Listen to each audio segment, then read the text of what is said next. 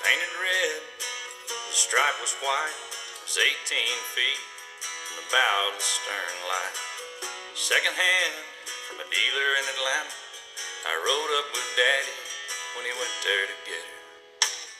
Put on a shine, put on a motor, built out of love, made for the water.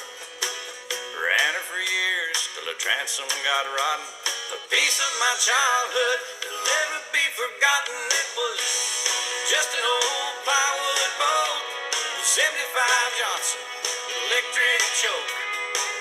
A young boy, two hands on the wheel. I can't replace the way it made me feel, and I would turn her sharp.